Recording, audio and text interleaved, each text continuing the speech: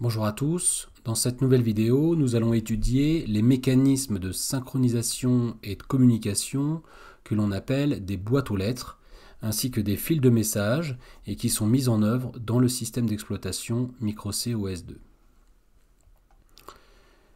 Si vous vous rappelez, le concept de boîte aux lettres permet l'échange d'informations entre deux ou plusieurs tâches.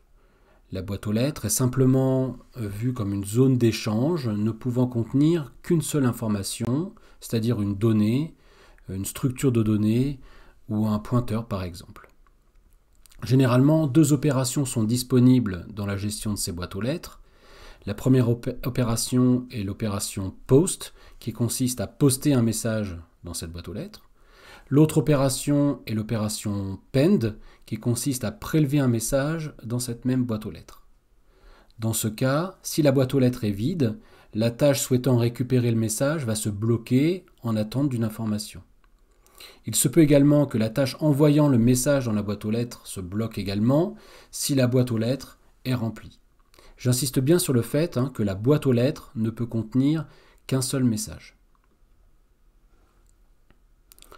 Sous Mucose2, les primitives associées à la gestion des boîtes aux lettres sont multiples. La première est la primitive qui permet de créer cette boîte aux lettres. Celle-ci est appelée OSMBox Create et prend en argument un message initial à placer dans la boîte aux lettres. Elle retourne un pointeur de type OSEvent qui permettra d'accéder à l'objet boîte aux lettres. Une autre primitive sert à détruire la boîte aux lettres. Il s'agit de la primitive OSMBoxDel qui prend, elle, trois arguments. Le premier argument est le pointeur sur la boîte aux lettres. Le second est une option qui autorise la destruction de la boîte aux lettres si des tâches sont en attente sur cet événement.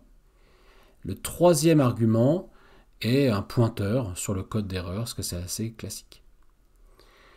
La primitive permettant de récupérer les messages dans une boîte aux lettres est OSMBoxPend.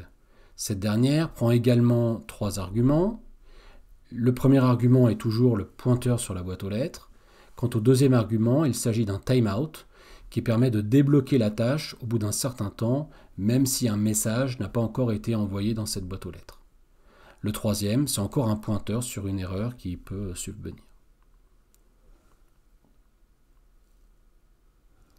La primitive OSMBoxPost va permettre d'envoyer un message dans la boîte aux lettres. Elle prend deux arguments. Le premier argument, c'est un pointeur vers cette boîte aux lettres. Et le deuxième argument, c'est le message à envoyer qui est de type générique.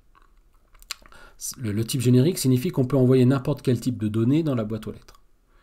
Finalement, une dernière primitive est la primitive OSMBoxAccept qui permet d'obtenir un message sans attendre, c'est-à-dire qu'elle est en gros l'équivalent de la primitive OSMBoxPend, mais dans sa version non bloquante. Elle ne prend qu'un seul argument, qui est un pointeur vers la boîte aux lettres. Regardons maintenant un exemple d'utilisation de ces primitives. Pour créer une boîte aux lettres, on fera appel à la fonction OSMBoxCreate, en lui donnant ici une valeur d'initialisation nulle. L'adresse de la boîte aux lettres sera ensuite recopiée dans le pointeur boîte à lettres de type OSEvent.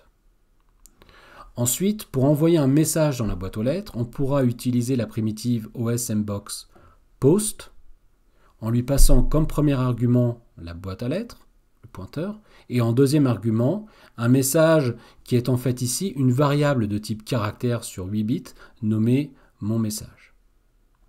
Finalement, pour récupérer un message dans la boîte aux lettres, il suffira d'appeler la fonction OSMBoxPend en passant premièrement en argument le pointeur boîte à lettres et en mettant un timeout à 0 si l'on souhaite attendre impérativement un message. Donc voilà pour le mécanisme de gestion des boîtes aux lettres. Nous allons maintenant regarder l'extension de ce mécanisme qui est ni plus ni moins qu'une file d'attente que l'on appelle aussi message queue en anglais et qui est en fait la mise en œuvre d'une file de type FIFO permettant de transférer des messages de plusieurs tâches à plusieurs autres. Ce mécanisme de file de messages fait appel là aussi à plusieurs primitives. Une première primitive appelée OSQCreate permet de créer la file de messages. Une primitive OSQPend permet de récupérer un message dans la file et comme pour la boîte aux lettres, la tâche souhaitant récupérer le message sera bloquée s'il n'y a aucun message dans la file. La primitive permettant d'envoyer un message est OSQPost qui permet de positionner un message dans la file à la suite des autres et à la queue leu. Il y a la primitive aussi OSQFlush qui permet de supprimer tous les messages stockés à l'intérieur de la file et de la nettoyer intégralement. Il existe également une primitive permettant de détruire une file, il s'agit de OSQDel. Et finalement, une dernière primitive qui est OSQQuery qui permet d'obtenir des informations relatives à la file d'attente, par exemple le nombre de messages qui sont stockés à l'intérieur. Voilà, donc j'en ai terminé pour la description des mécanismes de boîte aux lettres et de fil de messages. N'hésitez pas à parcourir la documentation disponible autour de MicroCOS2 qui détaille l'intégralité des différentes primitives et qui propose également de nombreux exemples qui sont associés à ces primitives. Je vous remercie d'avoir regardé cette vidéo et je vous dis à très bientôt.